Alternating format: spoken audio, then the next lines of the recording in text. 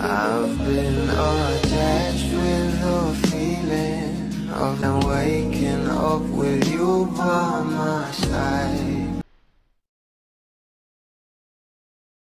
Kami na nga talagang mga bula ang super excited sa magiging new series ng ating Donnie at Bel Mariano na kung saan ay natapos na nga ang kanilang lock-in taping sa LU. At talaga namang inilabas na nga rin ang pasabog ng ating Donnie at Bel Mariano sa kanilang mga social media account, kung saan itong araw ang official poster nila sa How to Spot a Red Flag. At ayon nga dito, catfish and caught in the pills, red flag alert.